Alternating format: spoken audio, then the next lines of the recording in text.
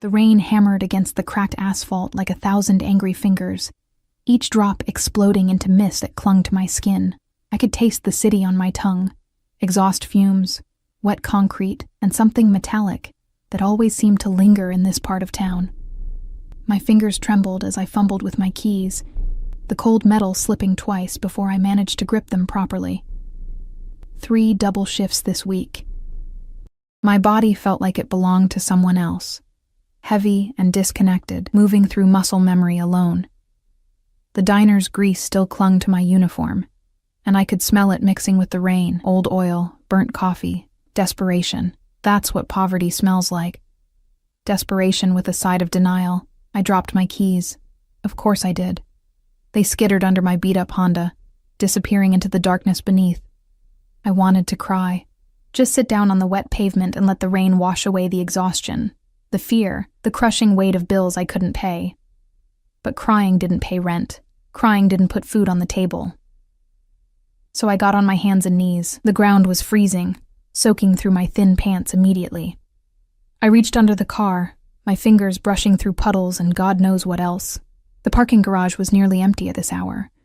Just a few scattered vehicles and the hum of fluorescent lights that flickered overhead like dying stars. That's when I felt it. Not my keys. Something else. Something that didn't belong. My fingers closed around a small rectangular device, smooth and cold. I pulled it out, squinting at it in the dim light, black plastic, about the size of a matchbox, with a blinking red light that pulsed like a heartbeat. A tracker. Someone had put a tracker on my car.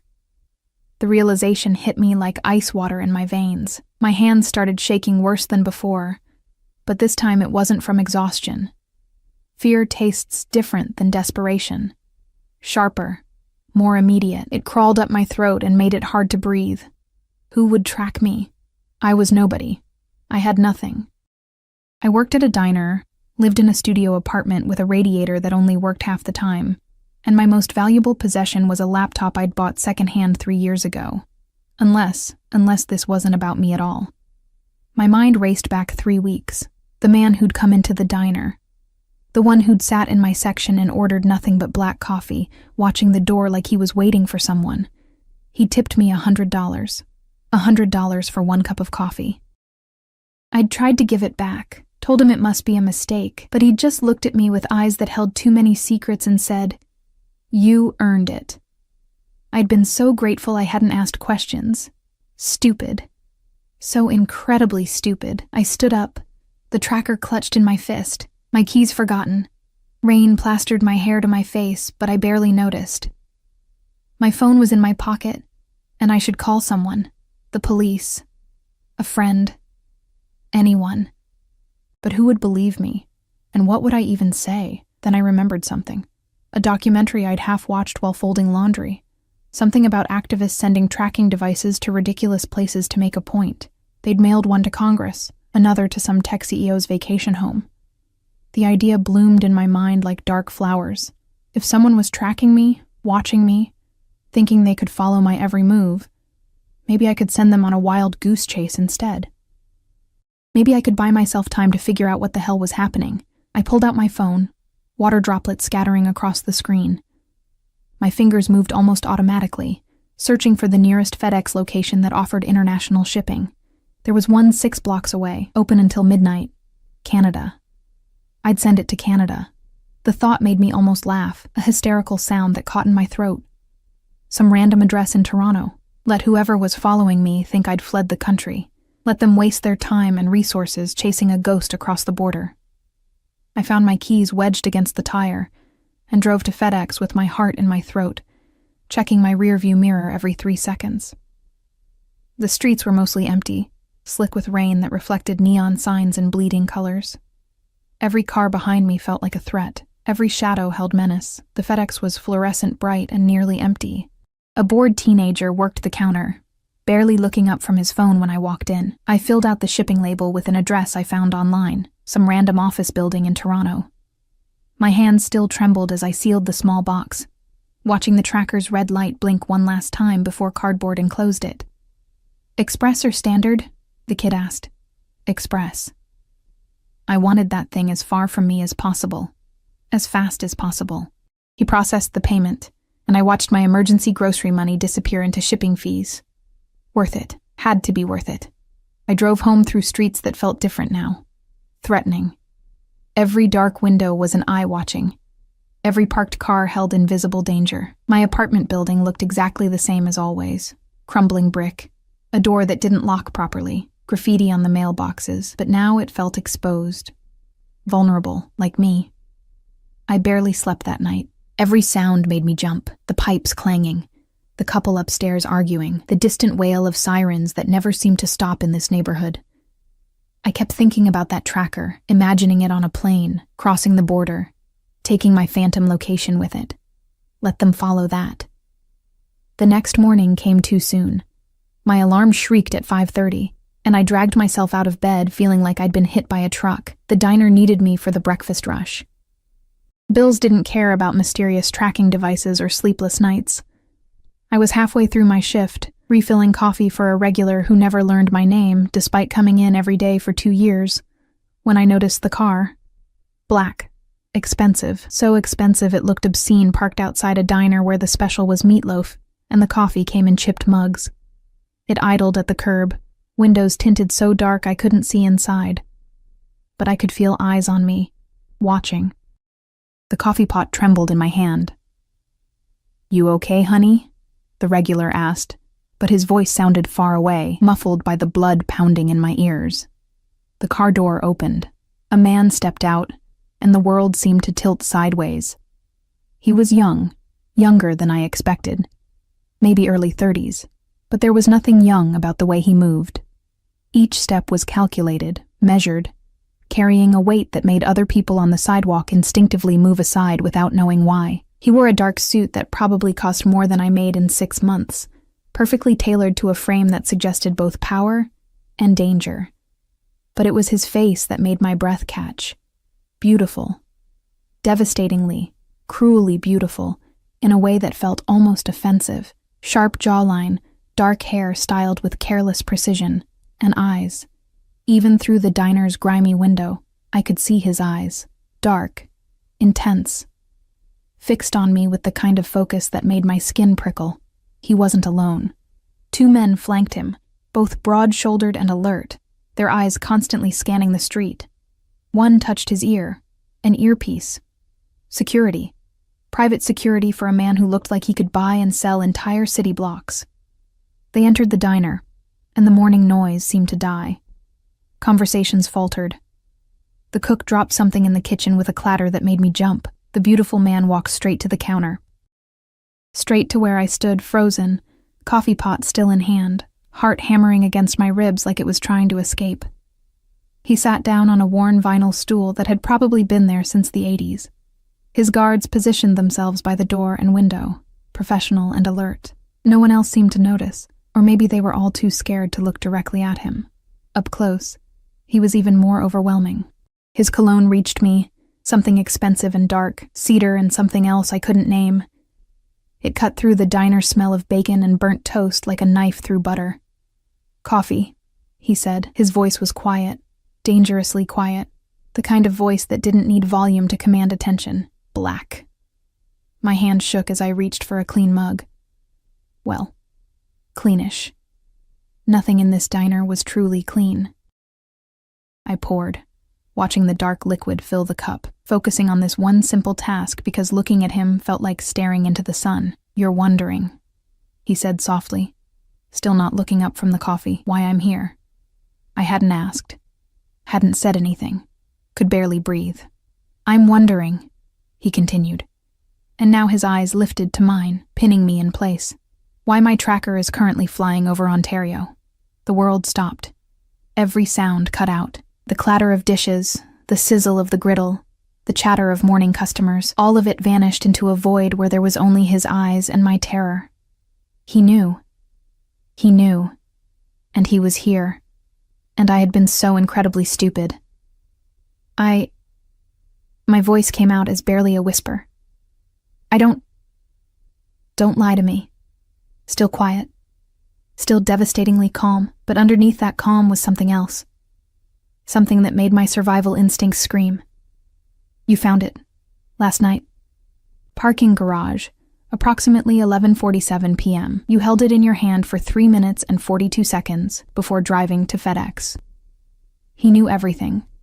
Had known everything, while I thought I was being clever. You shipped it express to 445 Wellington Street, West Toronto, a mailbox rental facility. The corner of his mouth twitched. Not quite a smile. Something darker. Creative. I'll give you that. My fingers tightened around the coffee pot. I don't know who you are or what you want, but I don't have anything. I'm nobody. There's nothing. You're right. He picked up the coffee, took a sip, his eyes never leaving mine. You don't know who I am, but you're wrong about the rest.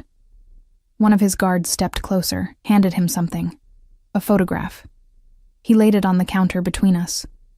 My blood turned to ice. It was him. The man from 3 weeks ago, the one who'd tipped me $100. But in this photo, he looked different. Desperate. Bloodied. Dead. Recognize him? The beautiful man's voice was so soft I had to lean in to hear it. Marcus Chen. He worked for me. Until he didn't. I shook my head, backing away. I just served him coffee. That's all. 1 coffee. He stole from me. Each word was precisely placed, like pieces on a chessboard. $3 million. And before he died, he mentioned a waitress, said he'd hidden something, said he'd given something to someone who'd never suspect. No. The word burst out of me. No, he didn't give me anything. Just a tip. Just money. And I needed it. I needed it so badly, but that's all it was. I swear, that's all. I believe you. The word stopped my spiral of panic. He believed me? I've had you watched for 3 weeks. Every movement, every purchase, every conversation. He leaned forward slightly, and I could smell his cologne again, mixing with the diner's grease in a way that shouldn't work but somehow did. You're exactly what you appear to be. A woman working 3 jobs to survive, no hidden bank accounts, no secret life, no connections to my world whatsoever. Then why? My voice cracked. Why the tracker? Why are you here? Something shifted in his expression. Something I couldn't read, but that made the air between us feel charged. Dangerous. Because Marcus lied to me, and liars in my world die. He stood up, and I realized how tall he was, how much space he commanded just by existing. But before he died, he said your name. And in my experience, dying men don't waste their last words. He reached into his jacket, and I flinched. But he only pulled out a card, black, heavy stock. A phone number embossed in silver. You're going to think about our conversation. You're going to remember everything about that night. And if you remember anything at all that might help me understand why a dead man said your name, you're going to call this number. He placed the card on the counter next to the photograph. And in the meantime, his voice dropped even lower, intimate and terrifying. You're going to keep that tracker situation to yourself. No police, no friends, no social media posts about the crazy thing that happened, because the people who want what Marcus stole, they're not as patient as I am. He turned to leave, his guards moving with him in synchronized precision. Wait, I heard myself say, my voice stronger than I felt. What's your name? He paused at the door, looking back over his shoulder. The morning light caught his face, making him look almost angelic. Almost. Dante. Just the one word. And yours is Mara, 26 years old. Birthday in March. You take your coffee with too much sugar and not enough cream. Your favorite color is blue, but you own nothing blue because you can't afford to buy things based on preference. You're 3 months behind on your electric bill and 2 months behind on rent. You have $17 in your checking account and a maxed-out credit card you use only for emergencies. He knew everything. Every humiliating detail of my poverty. My failure. My desperate, struggling existence. And now, he said, his eyes holding mine across the diner, you belong to me. The door closed behind him. The black car pulled away. The world started making noise again. But I couldn't move. Couldn't breathe. Could only stare at the black card on the counter, at the photograph of a dead man who'd somehow trapped me in something I didn't understand. My manager yelled something about customers waiting. The regular asked for his check. The morning continued around me like nothing had changed. But everything had changed. I picked up the card. It was warm from being in his jacket. And that small detail felt obscenely intimate. You belong to me. What the hell did that mean? I made it through the rest of my shift on autopilot, my hands moving through familiar motions while my mind spun in useless circles. Pour coffee. Take orders. Smile at customers who never really saw me. But that black card burned in my pocket like a live coal, impossible to forget. You belong to me. The words echoed in my head with every step, every breath. What kind of person said something like that? What kind of world had I stumbled into where a man could track someone, corner them at their workplace, and claim ownership like it was the most natural thing in the world? I should have gone to the police. That's what normal people did when threatened by dangerous men in expensive suits. But every time I reached for my phone, I remembered his eyes, the casual way he'd recited my financial failures, the photograph of Marcus Chen's dead face. And I remembered his warning, the people who want what Marcus stole. They're not as patient as I am. Patience. He'd called himself patient, like tracking me was a kindness, like invading every aspect of my life was restraint. By the time my shift ended, exhaustion had settled into my bones so deeply I could barely feel my feet. The afternoon sun was too bright after the diner's dim interior, making me squint as I walked to my car. I checked underneath it first, a habit I'd apparently developed overnight, but found nothing. Of course, there was nothing. He didn't need to hide trackers anymore. He'd made his point spectacularly clear. The drive home took me through neighborhoods that shifted from bad to worse. Boarded windows. Graffiti that wasn't art, just anger. People sitting on stoops with eyes that had stopped hoping for anything better. I used to think I was working my way out of this place. 3 jobs, constant hustle, telling myself it was temporary. Now I wondered if Dante saw the same thing when he looked at me, just another broken thing in a broken neighborhood. I parked in my building's lot and sat for a moment, gathering courage to face my apartment. The building super had left another notice on my door yesterday, bright pink paper screaming about overdue rent. My neighbor's television bled through the thin walls at all hours. The hallway always smelled like cigarettes and mildew, but it was mine. The only space in the world that belonged to me. Except it didn't, did it? Not really. Not when someone like Dante could buy my entire building with whatever he kept in his wallet for emergencies. I climbed the stairs slowly, each step an effort. My body was starting to rebel. 3 jobs, terrible sleep, constant stress. How long could a person run on empty before they just stopped? The pink notice was still there, mocking me. I tore it down and unlocked my door. The apartment was exactly as I'd left it. Tiny. Worn. Clean despite the age of everything, because cleanliness was free and I had my pride even if I had nothing else. My secondhand furniture, my thrift store dishes, my life measured in things other people had thrown away. I dropped my bag and collapsed onto the couch. A lumpy thing I'd found on the curb 3 years ago. The black card fell out of my pocket, landing face up on the coffee table. Silver numbers catching the light. I stared at it for a long time, then I got up and made myself move. Shower, food, normal things, human things. Pretend today was just another day in a long line of difficult days. The shower was lukewarm. The water heater struggled this time of month.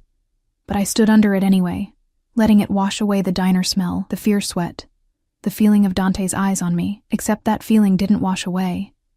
It clung to my skin like his cologne had clung to the air between us. I was toweling my hair when someone knocked on my door. My heart stopped. 3 firm knocks. Deliberate. Patient. I stood frozen, water dripping down my back. Every horror movie I'd ever seen playing in my head. Nobody knocked on my door. I had no friends who visited. No family who cared. The super just left notices. 3 more knocks. Same rhythm. Same terrible patience. I grabbed my phone, finger hovering over 911, crept to the door, looked through the peephole. A man stood in my hallway. Not Dante. One of his guards, the one who'd handed him the photograph. Broad shoulders, expensive suit. Face like carved stone, he held a box. I didn't open the door. "Miss Reyes," he said, his voice carrying clearly through the thin wood. I'm not here to harm you. Mr. Dante sent me to deliver something. Leave it, I called back, hating how my voice shook. Just leave it and go. I have instructions to wait until you've opened it. I don't want anything from him. A pause. Then, surprisingly, something almost like sympathy in his voice. Miss Reyes, I'm going to stand here until you open this door, or until Mr. Dante tells me otherwise. It's cold in this hallway. The sooner you take the box, the sooner I can leave. I looked down at myself, still in my towel, hair dripping, every inch of me screaming vulnerability. But he was right. He'd wait. Men like him were paid to wait, to follow orders, to be immovable objects. I threw on clothes, jeans, a sweater, and opened the door just enough to reach through. Give it to me. He handed over the box. It was heavier than I expected, wrapped in plain brown paper. His eyes flickered over my apartment, taking in details, and I hated him for it. Hated that someone else was cataloging my poverty, adding it to whatever file they kept on me. One more thing. He reached into his jacket.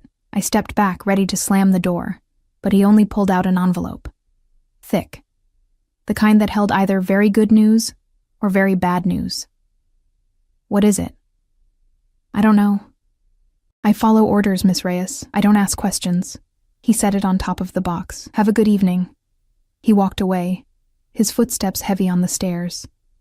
I waited until I heard the building's front door close before I brought everything inside and locked every lock I had.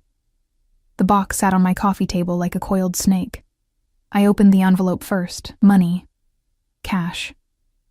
$100 bills bound in neat stacks. I counted with trembling fingers. $5,000. $5,000. Like it was nothing. Like buying off a waitress's desperation was just another Tuesday transaction. A note card was tucked between the bills. Heavy cardstock. Masculine handwriting. For your rent and bills. This isn't charity. Consider it an advance on services you'll provide. Services. What services? What did he think I could possibly offer him?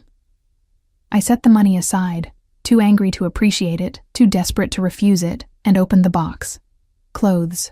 Designer clothes. I recognized some of the labels from magazines I'd flipped through at the grocery store while waiting in line. A dress. Dark blue. He'd said blue was my favorite. The fabric felt like water between my fingers. So soft it seemed impossible. Shoes. Real leather. The kind that molded to your feet instead of giving you blisters. Underwear.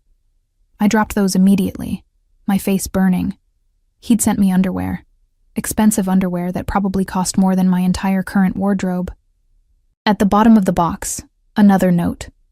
Tomorrow night. 8 p.m. The address is on the back. Wear the blue. I flipped the card over. An address in the part of the city where people like me didn't go, where buildings had doormen and parking garages and the kind of security that asked questions. He was insane. He had to be insane.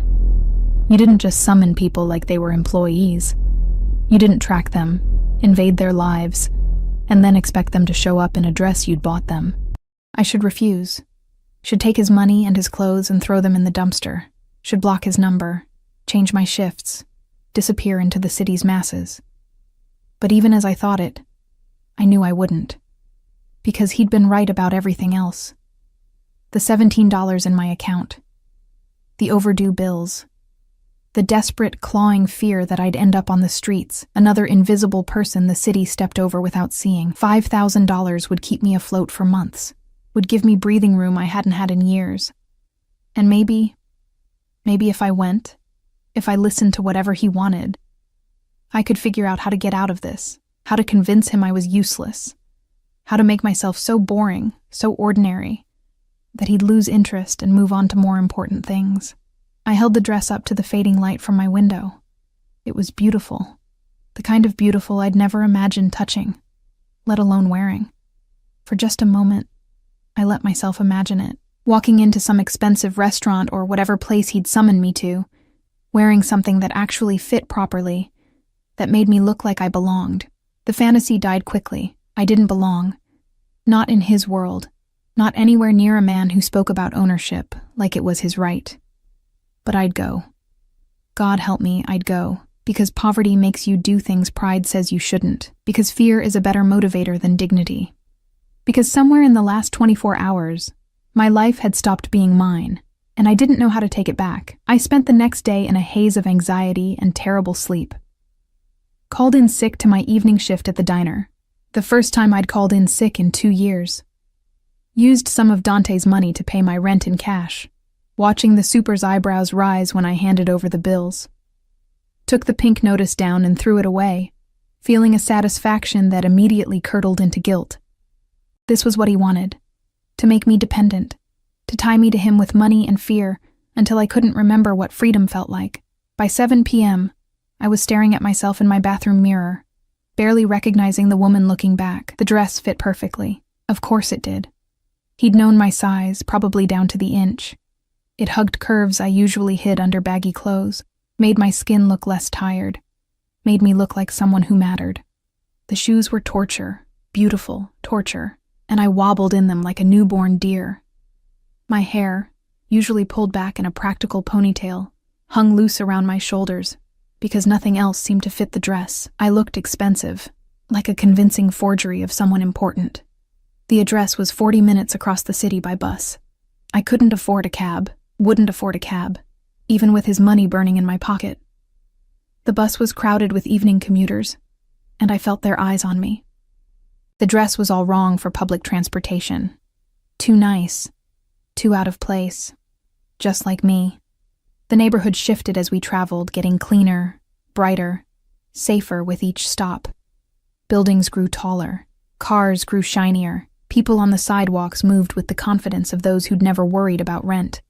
I got off at a stop near the address and walked the last 3 blocks. My feet already hurt. The evening air was cold, and I hadn't thought to bring a jacket. Didn't own one nice enough for this dress anyway. The building was everything I'd expected and worse. Glass and steel, a doorman in an actual uniform, lighting that looked like art, the kind of place where my old clothes would have gotten me escorted out before I reached the elevator. But in this dress, the doorman smiled. "Good evening, miss. Name?" "Mara Reyes. I'm expected." He checked his tablet, nodded. "Penthouse, mister. Dante is waiting." Of course he had the penthouse. Where else would a man like him live? The elevator was mirrored, forcing me to watch my own fear reflected back from every angle. My makeup, minimal, unpracticed, already looked smudged. The dress that had seemed so perfect in my dim apartment now felt like a costume. I was a child playing dress-up in adult clothes. The elevator climbed. My ears popped. My heart raced. When the doors opened, they revealed a private foyer, dark wood. Real art on the walls, a door at the end that stood slightly ajar. I stepped out on shaking legs. The elevator closed behind me with a soft chime that sounded like a trap snapping shut. "Come in, Mara," Dante's voice called from inside. "I've been waiting." I walked forward because there was nothing else to do. Pushed open the door, stepped into another world. The penthouse was massive. Floor-to-ceiling windows showed the city spread out below like scattered jewels. The furniture looked like it belonged in a museum. Everything was clean lines and careful placement, the home of someone who controlled every detail of their environment. Dante stood by the windows, his back to me, silhouetted against the city lights. He wore dark slacks and a white shirt, sleeves rolled to his elbows. Casual, comfortable, devastatingly attractive in a way that made my mouth go dry. He turned as I entered, and his eyes traveled over me slowly, thoroughly, like he was inspecting a purchase. "You wore the blue," he said, and there was satisfaction in his voice. "Good."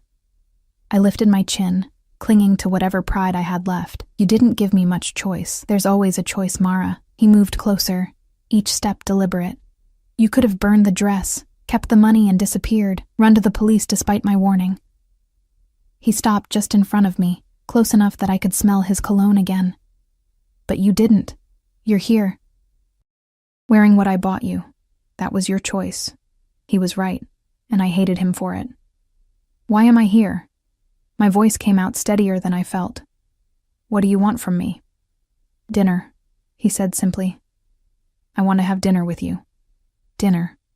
The word hung in the air between us, absurd in its normalcy, as if men like him had dinner with women like me, as if this was a date instead of whatever twisted game he was playing. You tracked me, invaded my privacy, paid my bills, and bought me clothes. I gestured at the dress, anger finally cutting through fear. So you could have dinner? Yes. No elaboration, no explanation. Just that single word, delivered with the confidence of someone who expected the world to arrange itself around his desires. He moved past me, and I caught his scent again, cedar and something darker. Something that made my pulse quicken in a way that had nothing to do with fear, and everything to do with a traitorous awareness I didn't want to name. The dining area was set for 2. Candles flickered on a table that probably cost more than my car. Through an open door, I could see the kitchen where someone moved. A chef, I realized. He'd hired a private chef for this dinner. Sit, Dante said, pulling out a chair. I didn't move. I don't understand what's happening. Then let me explain. He remained standing by the chair, waiting with that infinite patience he'd mentioned. Marcus Chen was more than an employee. He was family. Or I thought he was. When family betrays you in my world, there are consequences. But before those consequences, there are questions. He gestured to the chair again. This time I sat, if only because my feet were screaming in these beautiful, terrible shoes. Dante took the seat across from me. The chef appeared with the first course. Something artfully arranged on pristine white plates. I couldn't have named it if my life depended on it. For 3 weeks I've had you watched, he continued as if discussing something as mundane as the weather. Every moment catalogued, every interaction recorded, looking for any sign that Marcus passed you something. Money, information, anything that would explain why his last words were your name. The food sat untouched between us. I couldn't imagine eating, not with my stomach in knots, not with those dark eyes studying my every reaction. I found nothing. You're exactly what you appear to be. A woman drowning slowly, working herself to death for pennies. Something shifted in his expression. Not quite sympathy. Something more complicated. Do you know what I realized yesterday, Mara? While watching you scrub tables at that diner for the 3rd consecutive hour? I shook my head mutely. That Marcus wasn't talking about what he'd given you. He was talking about what he'd taken from you. The words made no sense. He didn't take anything. I never saw him again after that night. Not from you directly. Dante leaned forward, candlelight catching the sharp planes of his face. But from your future, your potential. He saw you, probably exactly how I saw you, and realized something valuable. I'm not valuable. I'm nobody.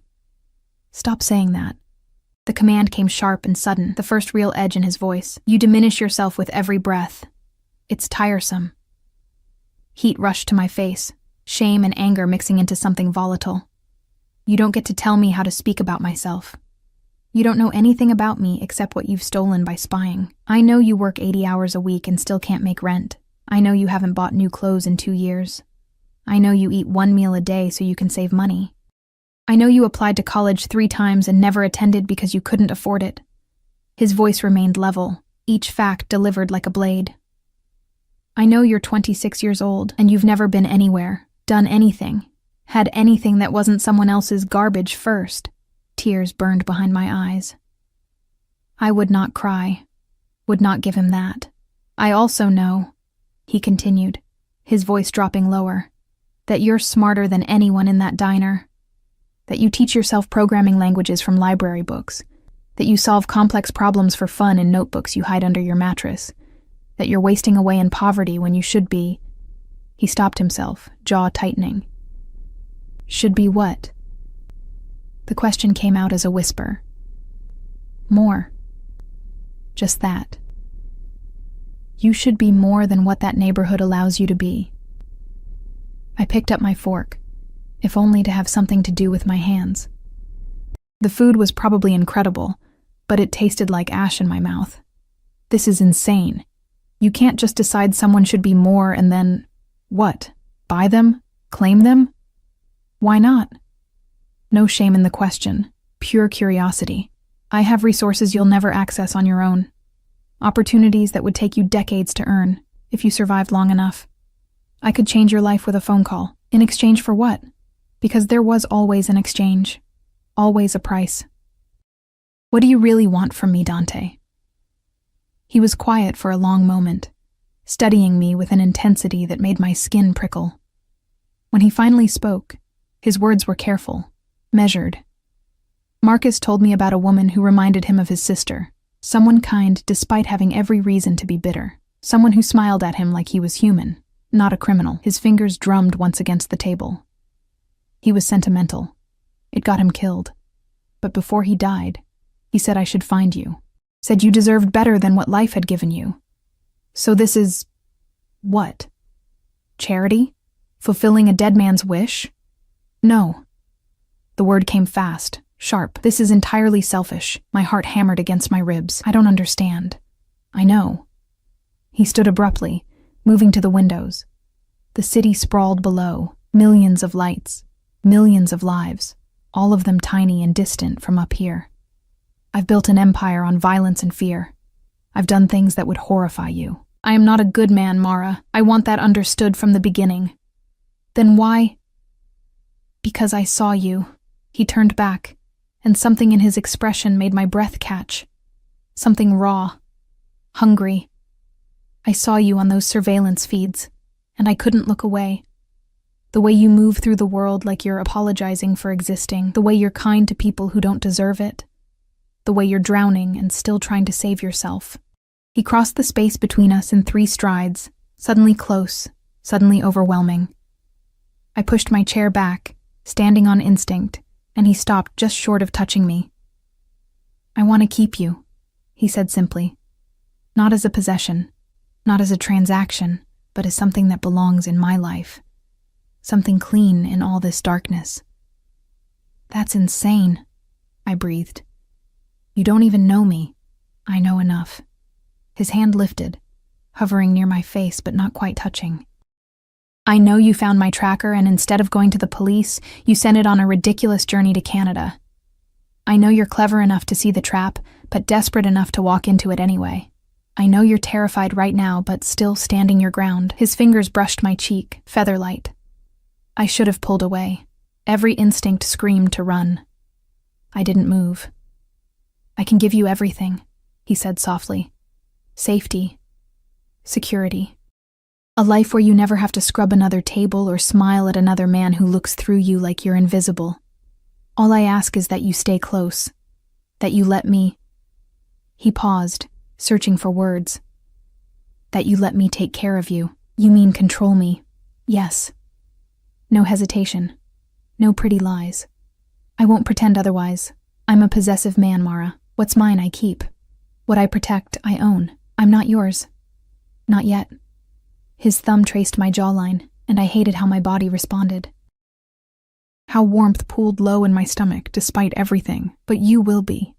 You're insane. I stepped back, breaking contact. This whole thing is insane. I'm leaving. I made it 3 steps before he spoke again.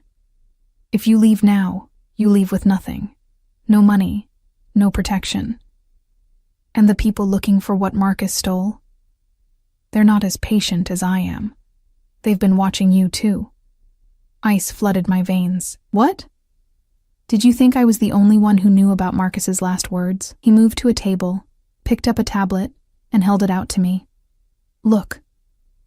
The screen showed surveillance footage, grainy, dark, but clear enough to recognize my building, my street.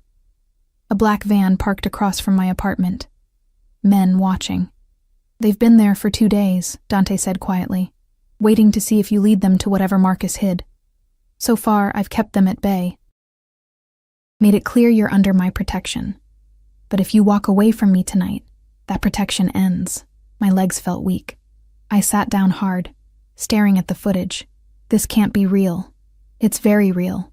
Marcus stole from some extremely dangerous people who make me look like a saint.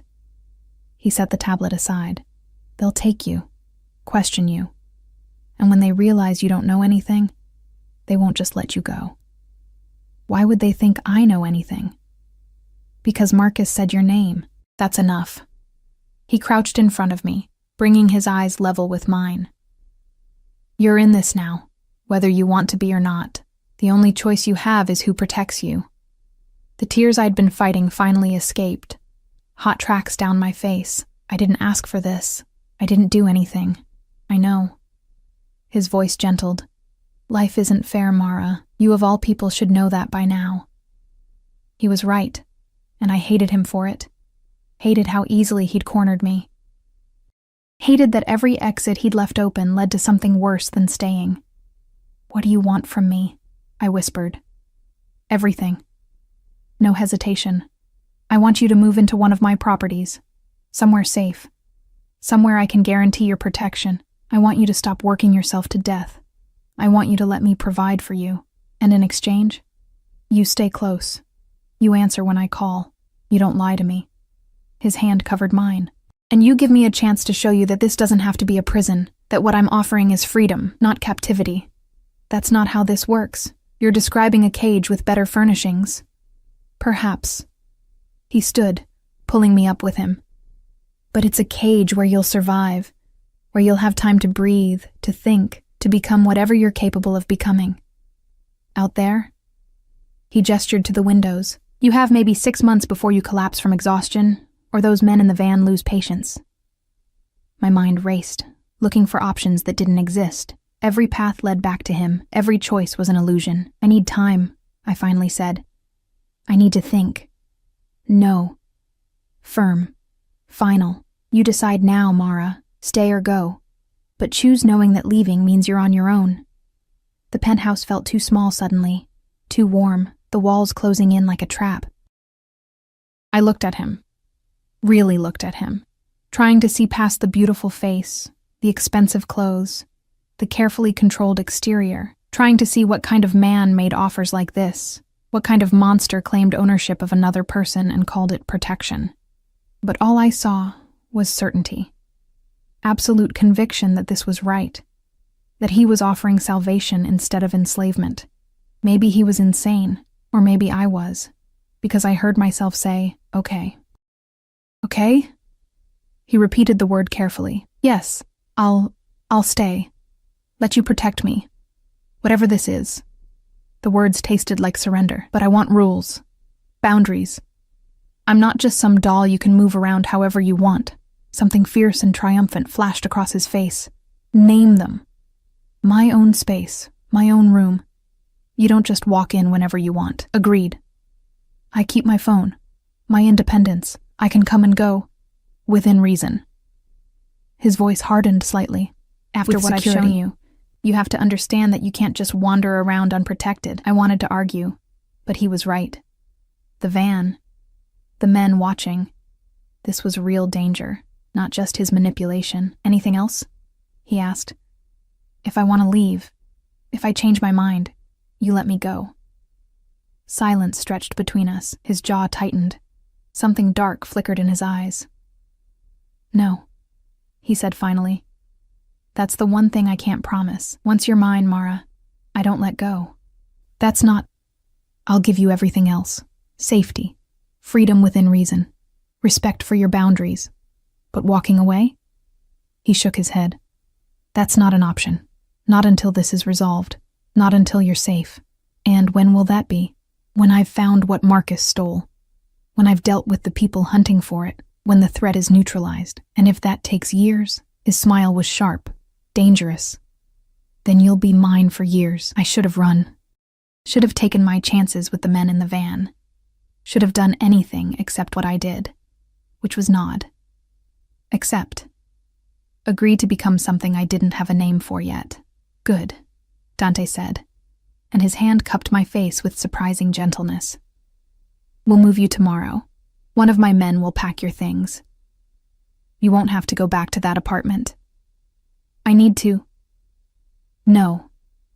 Firm. You don't need to do anything except let me handle this. That's what protection means, Mara. Letting me take care of the details. And just like that, my life stopped being my own. The apartment Dante moved me into wasn't an apartment at all. It was a fortress disguised as luxury.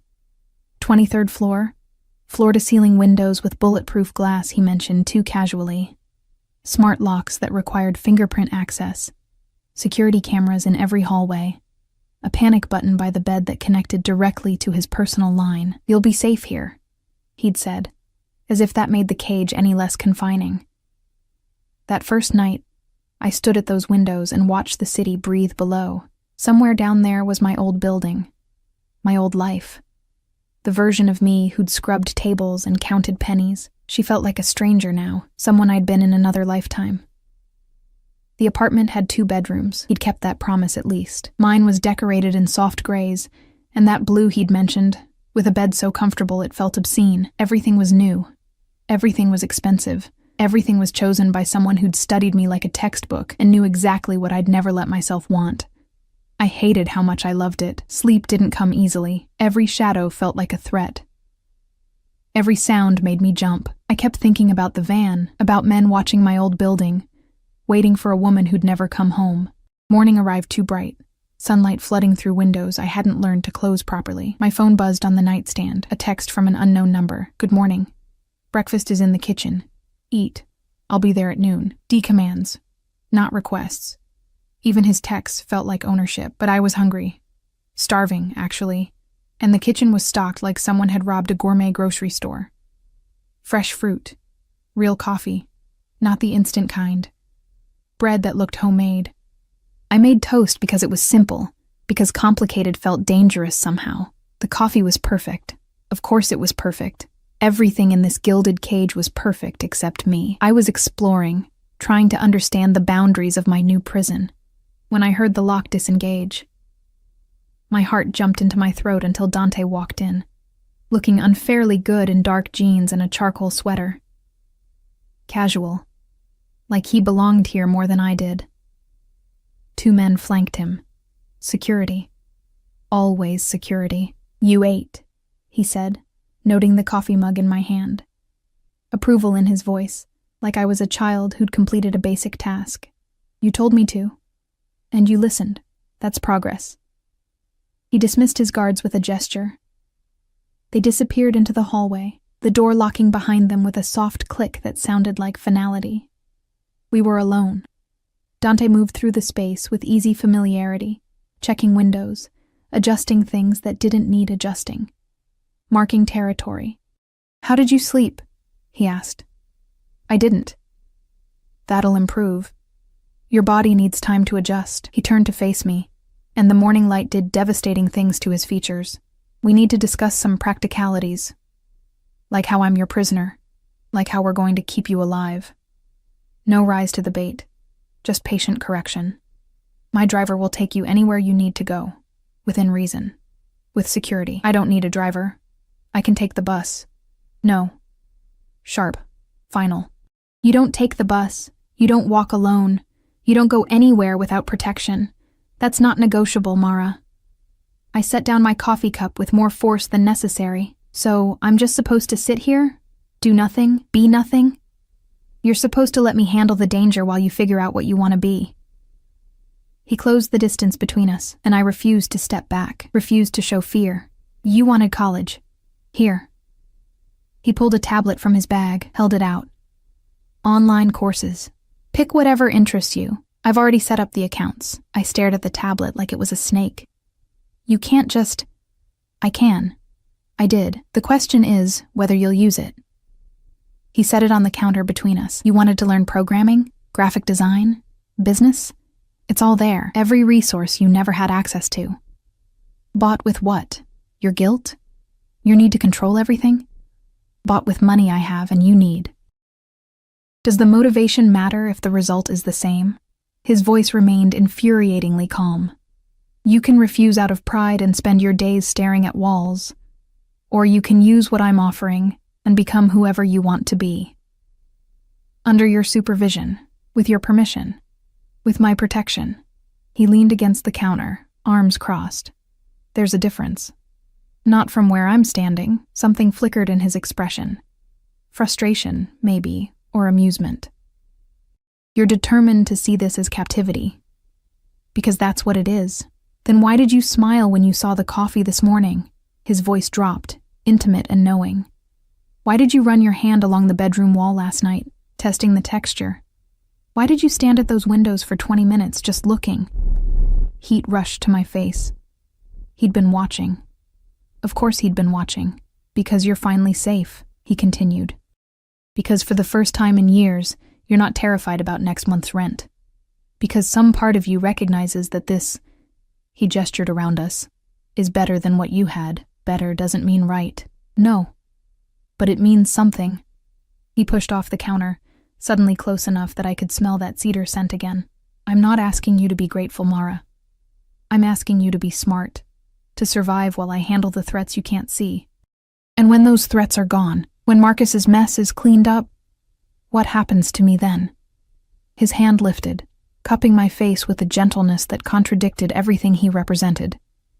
Then we'll see what you've become, who you want to be, and we'll negotiate from there. That's not an answer.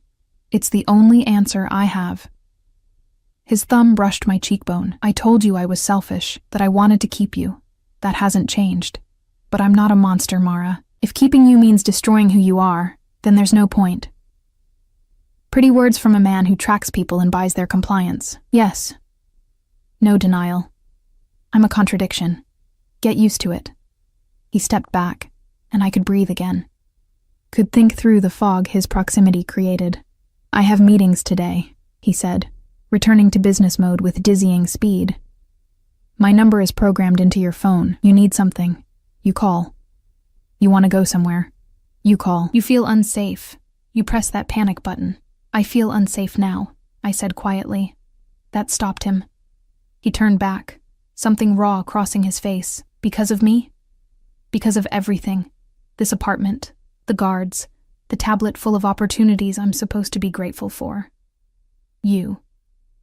I wrapped my arms around myself. Because 3 days ago I was nobody, and now I'm... What? Your project? Your possession? I don't even know what to call this. Dante was quiet for a long moment. His voice carried weight I hadn't heard before. My father told me once that power is knowing exactly how much force to apply. Too little, and you lose control.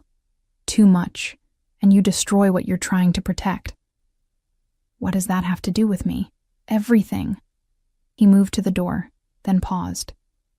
I'm trying to protect you, Mara. I'm trying to give you what you need, but I've never... He stopped, jaw tightening. I've never tried to protect something without breaking it first. So if I'm using too much force, you need to tell me, because I can't see the damage from where I stand. The admission felt like more than he'd intended to give.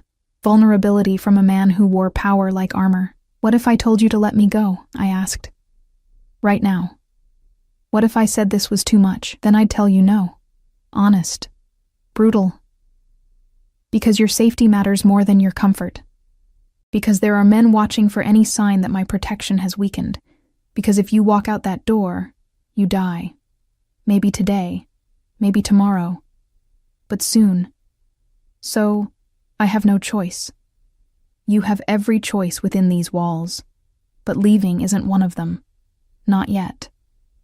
He opened the door, his guards materializing instantly. Use the tablet. Order whatever you need. Clothes, books, anything. My assistant will handle it. I'll be back tonight. Dante? Yes? I didn't know what I wanted to say. Thank you. I hate you. Please don't leave me alone in this beautiful cage. Nothing. I finally whispered. He studied me for a moment, something unreadable in those dark eyes. Then he was gone, the door locking behind him with that same soft final click. I was alone in a palace that felt like a tomb, the days blurred together in a strange rhythm. Dante appeared and disappeared like a tide. Sometimes at dawn, sometimes late at night. He brought food I didn't ask for. Books he thought I'd like.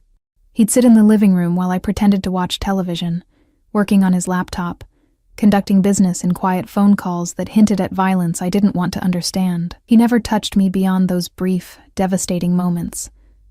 A hand on my face, fingers brushing mine when passing me coffee. But his presence filled the apartment like smoke, impossible to escape even when he wasn't there. I started using the tablet out of boredom more than gratitude, programming courses that actually made sense, design software I'd never dreamed of accessing. And yes, I smiled when I figured out a particularly difficult concept. Yes, I felt something dangerously close to excitement when I completed my first real program. Dante noticed everything. You're good at this, he said one evening. looking over my shoulder at code I'd written. Better than good. Natural. Don't sound so surprised. I'm not surprised. I'm satisfied. He sat beside me on the couch, closer than necessary. I knew what you were capable of. I'm just glad you're finally seeing it too. Because you gave me no choice, because you're finally safe enough to try. His hand covered mine on the keyboard. Do you understand yet? This is what I wanted for you. Time, space, opportunity, and control. Don't forget control. I never forget that part. His fingers threaded through mine. But tell me honestly, are you miserable? The question caught me off guard. I wanted to say yes, wanted to maintain my anger, my resentment, my conviction that this was wrong. But I wasn't miserable. Confused, yes. Frustrated by boundaries I couldn't cross. Scared of what I was becoming in this golden cage. But not miserable. I'm learning things, I said carefully. Creating things. That doesn't make this right. No. But it makes it bearable. His thumb traced patterns on my palm. And maybe, eventually, it'll make it something else entirely. What else could it possibly be? He looked at me with an intensity that stole my breath. Whatever we decide it is, the moment stretched between us, charged with possibility and danger in equal measure. I should pull away, should maintain distance, should remember that this man had taken my freedom and called it protection. But his hand was warm in mine. His eyes held something that looked almost like hope. And I was so tired of fighting every moment. I'm going to kiss you, he said quietly. Not a question, a warning. Dante, if you don't want this, say no. I'll stop. I'll leave. But I need to know if what I see in your eyes is real or if I'm imagining it. My heart hammered against my ribs. This was the line. The moment where this stopped being captivity and became something else. Something I couldn't take back. I don't know what you see, I whispered. Then let me show you. His lips met mine softly, carefully, like I was something precious that might break. The kiss was nothing like I expected. No force, no demand. Just warmth and barely restrained hunger, and a gentleness that made my chest ache. I kissed him back before I could think better of it, before logic could override the want that had been building despite everything. My hand found his shirt, gripping fabric, pulling him closer. He made a sound, half groan, half surrender, and deepened the kiss. His hand slid into my hair, cradling my head, and suddenly gentle wasn't enough. The kiss turned desperate, consuming. Years of loneliness and touch starvation pouring out of me into this moment, with a man who was all wrong in every possible way. When we finally broke apart, both breathing hard, Dante pressed his forehead to mine. This changes things, he said, voice rough. I know, I won't be able to keep my distance anymore. Won't be able to pretend this is just protection. I know, I said again, because what else was there to say? Mara. He pulled back enough to meet my eyes. I meant what I said. You're mine now. Not as property, not as a prisoner, as something I'll defend with everything I have. That's terrifying. Yes. He kissed me again, softer this time. But you're not running. Where would I go? Anywhere. Everywhere. I'd find you, but you could try. His hand cupped my face. But you're not going to, are you? I should. Every instinct for self-preservation screamed at me to run from this man, this feeling, this impossible situation. But I stayed. No, I whispered against his lips. I'm not going anywhere. His smile was fierce and possessive and filled with dark promise. Good. Because now the real negotiations begin. Everything changed after that kiss. And yet nothing changed at all. Dante still disappeared for hours, conducting business I didn't ask about, still returned with tension in his shoulders and shadows in his eyes, still surrounded himself with armed men who treated him like a king, and me like something fragile they'd been ordered to protect. But now when he came home, because that's what it had become, home, he touched me. casual brushes in passing, his hand at the small of my back when we moved through rooms, fingers threading through mine while we sat in silence, him working on his laptop, me absorbed in coding exercises that were finally starting to make sense. And he kissed me. God. He kissed me like I was air and he'd been drowning. 2 weeks passed in this strange new rhythm. I stopped fighting the boundaries quite so hard. Started accepting that the driver wasn't a jailer but protection. That the security wasn't imprisonment, but necessity. I even started to believe him when he said I was safe. That should have been my first warning. It was a Tuesday afternoon when everything unraveled. I was deep into a programming project, so focused I didn't hear the apartment door open. Didn't register danger until Dante's voice cut through my concentration, sharp, commanding, nothing like the gentle tone he used with me. Mara. Bedroom. Now. I looked up. He stood in the doorway with 4 of his men, all of them armed, all of them wearing expressions that made my blood run cold. This wasn't my Dante, the one who brought me coffee and kissed my forehead when he thought I was sleeping. This was the other one, the dangerous one, the Mafia boss who built empires on violence. What's happening? Now. No room for argument. Lock the door. Don't open it for anyone but me. Fear spiked through my chest. Dante, they found you. 3 words that stopped my heart. Not here, not yet, but they're coming. I need you safe while I handle this. The men from the van. The ones hunting for Marcus's theft. They'd finally lost patience. I ran to the bedroom, every instinct screaming danger. Behind me, I heard Dante giving orders in rapid-fire Italian, his first language emerging under stress. The lock engaged with a click that sounded like a death knell. Silence fell. Heavy. Oppressive. I pressed my ear to the door, straining to hear anything. Footsteps. Voices too low to distinguish words. Then nothing. Minutes crawled by like hours. My phone sat on the nightstand, Dante's number on speed dial, the panic button app glowing red and ready, but he'd told me to stay, to trust him. So I waited. The gunshot shattered the silence like breaking glass. I bit back a scream, hand flying to my mouth. More shots. Return fire. Shouting in multiple languages. The sounds of violence I'd only heard in movies, now terrifyingly real and happening just beyond my door. Then quiet again. Worse than the noise. Because quiet meant someone had won, and I didn't know who. Mara. Dante's voice muffled through the door. It's me. Open up. My hands shook so badly I could barely work the lock. When I finally got it open, Dante stood there. Alive. Whole, but with blood on his shirt that might not be his. His eyes were wild, adrenaline and violence still coursing through him. Are you hurt? I grabbed his arms, searching for wounds. Not my blood. He pulled me against him, his heart hammering against my ear. It's over. They're gone. Gone as in dead. No hesitation. No remorse. They came for you. Tried to breach the building. My men handled it. I should have been horrified. Should have recoiled from this man who spoke about death so casually, but all I felt was relief that he was alive. That I was alive. That whatever danger had been lurking finally showed its face and lost. We need to leave, Dante said, already moving.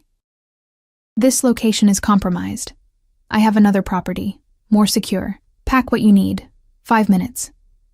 But 5 minutes, Mara. We don't have time for discussion. I grabbed essentials in a daze. Laptop, clothes, the few personal items I'd accumulated. Dante was on his phone, coordinating in that clipped tone that meant people jumped when he spoke. His men moved through the apartment with practiced efficiency, clearing evidence, securing exits. The building's private elevator took us down to a garage I'd never seen. Armored SUVs waited, engines running. Dante put me in the middle vehicle, sandwiched between security, and climbed in beside me. Where are we going? I asked as we pulled out into traffic. My house. He took my hand, thumb rubbing circles on my palm, a gesture that had become familiar. Comforting. My actual home. Not a safe house. Not a property. Home. Why now? Because I'm done hiding what you are to me. He turned to face me fully, Those men came for you because they thought you were leverage, a weakness they could exploit. They were right. You are my weakness, but you're also my strength, and I'm finished pretending otherwise. The drive took us out of the city, into hills where houses became estates, and estates became fortresses. Dante's home sat behind gates and walls and security checkpoints that made my previous apartment look like a child's toy. But inside, it was different than I expected. Yes, it was massive. Yes, everything screamed wealth and power, but it also felt lived in. Books scattered across tables, art that looked chosen for love rather than investment, a kitchen that showed signs of actual use. My mother decorated most of it, Dante said, watching me take it all in. Before she died, I haven't changed much. It was the first personal thing he'd ever told me. The first crack in the armor. I didn't know you lost her. Cancer. He set down my bag, ran a hand through his hair. She would have liked you. Would have said I was too rough with you, too controlling. She would have been right. Probably. A ghost of a smile. But she also would have understood why. My father taught me that what you love, you protect. What you claim, you defend. She tried to soften those edges, but he shrugged. Some things are too deeply ingrained. I moved closer to him, drawn by vulnerability I'd never seen before. Tell me about them. Your parents. So he did. We sat in his living room while afternoon bled into evening, and he told me stories. His father, ruthless and brilliant, who built an empire from nothing. His mother, gentle but fierce, who loved a dangerous man and made him human. How they'd taught him contradictory lessons. Be hard, be kind, trust no one, love completely. They sound complicated, I said. They were. But they loved each other impossibly. Even when it was dangerous. Even when it made no sense. He pulled me closer, and I went willingly. I used to think that kind of love was weakness.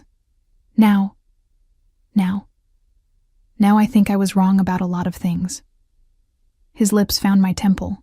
You've changed me, Mara. Made me question rules I thought were absolute. Like not getting attached to the women you're protecting. Like thinking protection and possession were the same thing. He tilted my face up to his. I've been doing this wrong. Trying to keep you safe by keeping you small. Contained. But that's not what you need. What do I need? Space to grow. Freedom to choose. Trust that you can handle more than I give you credit for. His thumb traced my bottom lip. I've been so focused on the cage being comfortable that I forgot you never wanted a cage at all. Tears pricked my eyes. You're saying you'll let me go? God, no. His laugh was rough. I'm saying I'll make the cage bigger. Give you room to breathe while keeping you safe. Let you have opinions about your own protection instead of just deciding everything for you. That's growth, I suppose. It's terrifying is what it is. He kissed me softly. I'm not good at compromise, Mara. Not good at sharing control. But for you, I'll try. Why? I pulled back to see his face. Why me? You could have anyone. Someone who fits your world. Someone who understands because you're real. Simple. Devastating. Everyone else in my life wants something. Power, money, protection. You just wanted to survive, to be left alone, to have enough. His hands framed my face, and when I gave you more, you didn't grab for it. You questioned it, fought it, made me work for every inch. I'm still fighting it. I know. It's one of the things I love most about you. The word hung between us. Love. He'd said it so casually, like it didn't change everything. Dante, I know it's too soon. I know I've done everything wrong. I know you have every reason to tell me to go to hell. His forehead pressed to mine, but I look at you, and I see my future. See something worth being better for. And I'm not fool enough to let that go just because the timing's wrong or the circumstances are insane. I should have been scared. Should have run from declarations that felt like chains disguised as promises. But I'd been running my whole life, from poverty, from hopelessness, from a future that held nothing but more of the same. And here was a man offering me something different. Dangerous and complicated and absolutely wrong in every rational way, but also real, present. Wholly committed in a way no one had ever been for me. I don't love you. I said, and watched something flicker in his eyes. Pain, quickly masked. Not yet. But I could. If you keep your promises, if you give me room to breathe, if you remember I'm a person, not a possession, I can do that. His voice was rough. I will do that. And we need to talk about what happens next. Really talk. Not you deciding and me accepting. Agreed. Starting with what you found, what Marcus stole. The reason any of this happened. I pulled back, needing space to think clearly. I deserved to know everything. Dante was quiet for a long moment. Then he stood, moved to a safe I hadn't noticed, and pulled out a folder. Inside were documents, account numbers, photographs. Marcus didn't steal money, he said. He stole evidence. Proof of corruption that went all the way to the top of the city. Police, judges, politicians. People who were using my organization to launder their dirty money while pretending to fight crime. I stared at the papers. This is enough to bring down half the city's leadership. Marcus was going to sell it to the highest bidder. Use it to buy his way out. Dante's jaw tightened. He was family. I would have let him leave if he'd just asked. But he chose betrayal instead. And the people who were after me? Corrupt officials who wanted the evidence destroyed. They thought Marcus gave it to you before he died. He closed the folder. I've been using it to negotiate, to ensure your safety, to make it clear that if anything happens to you, everything goes public. So I'm leverage, still. No, fierce, final. You were leverage when I didn't know you, when you were just a name. Now you're... He stopped, searching for words. Now you're everything. And this? He gestured to the folder. I'm releasing it tomorrow, all of it. Letting it burn whoever it burns. You'll make enemies. I already have enemies. What I need is you, safe, without this hanging over our heads. The weight of what he was saying hit me.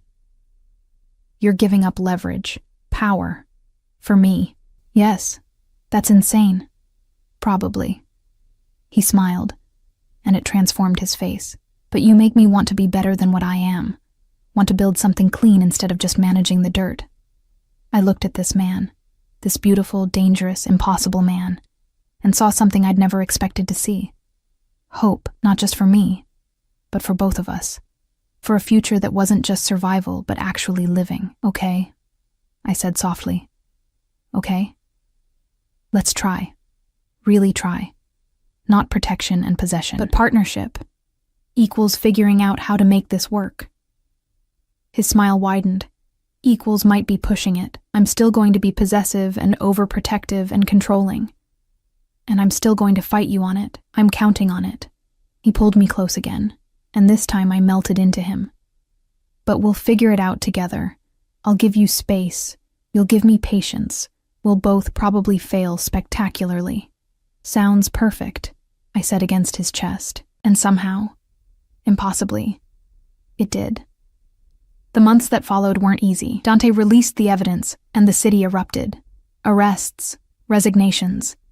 His organization took hits from rivals who saw the chaos as opportunity. There were threats, close calls, nights when he came home with that dangerous edge and I had to remind him I wasn't fragile. But there were good moments, too. He enrolled me in university, real classes, real degree. Gave me space to build my own life within the protection he insisted on. Let me make decisions about our future, instead of just announcing them. We fought. God, we fought. About boundaries and control, and his absolute refusal to ever let me take unnecessary risks. But we also learned to compromise, to see each other as partners instead of captor and captive. I learned about his world, the violence, yes, but also the loyalty, the way he protected people who had nowhere else to turn, the strange honor in what he did, even when it was dark. And he learned about mine, came to my first college presentation, and sat in the back, looking absurdly out of place and intensely proud. Celebrated when I got my first freelance programming job, listened when I talked about dreams that didn't include his world at all. I want to start a nonprofit, I told him one evening, 6 months after everything changed. Use technology to help people like I was. Give them opportunities. Do it. No hesitation. Whatever you need. I'll fund it. I don't want your money for this. I want to build it myself. He smiled. Then I'll be your first client, pay you absurd amounts for mediocre work until you're successful enough to turn me down. You're impossible. And you're brilliant. He kissed me thoroughly. Have I mentioned that I love you? He had. Many times. Until finally, 3 months ago, I'd been able to say it back and mean it completely. Now, standing in his kitchen, our kitchen, making coffee while he worked at the table, I looked at this life we'd built from chaos and thought about how far we'd come. What are you thinking about? Dante asked, not looking up from his laptop. That you were right. Sort of. I usually am. About what specifically? That I needed time, space, safety. I brought him coffee, black, the way he liked it. But you were wrong too. About? He pulled me onto his lap, arms circling my waist, thinking you could keep me, that I'd belong to you. I touched his face, feeling the rough stubble under my fingers. I don't belong to you, Dante, but I choose you. Every day. That's better. His eyes softened. It is better, harder, but better. Ready for harder? Always. He kissed me slowly. What did you have in mind? I pulled out the test I'd taken that morning. 2 lines, clear and unmistakable. Dante stared at it, expression cycling through shock, fear, and something else. Something that looked like wonder. You're pregnant. I held my breath. I know we didn't plan this. I know your world is dangerous, but nothing. His hand spread across my stomach, protective and possessive and gentle all at once. This is everything. You're not scared? Terrified. Honest. Always honest now. But also, his voice broke slightly. Also sure. About you. About us. About building something better for them. Them? I laughed through sudden tears. It's barely cells at this point. Them, he repeated firmly. Our family. The life we're choosing instead of the one that was chosen for us.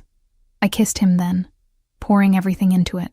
Love and fear and hope and certainty. This man who'd tracked me, caged me, and then set me free in all the ways that mattered. I love you, I whispered against his lips. I know. His smile was everything, dangerous and gentle, possessive and freeing. You chose me, remember? Best decision you ever made. Second best, I corrected. First was mailing that tracker to Canada. His laugh filled the kitchen, filled our home, filled the life we'd built from impossible circumstances.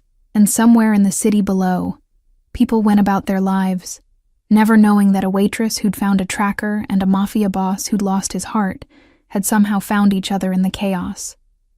Some love stories were gentle, quiet, expected.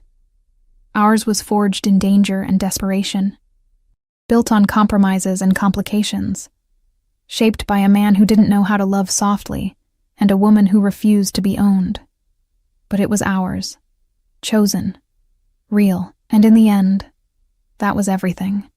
The city lights sparkled below us as evening fell, and I stood at those windows, the ones that once felt like prison bars, with Dante's arms around me and his child growing inside me, and thought about the woman I'd been, the one who'd scrubbed tables and counted pennies and believed she'd never be more than invisible. She deserved to know she was wrong, that sometimes the tracker you find under your car leads exactly where you need to go, even if the destination is nothing like you imagined.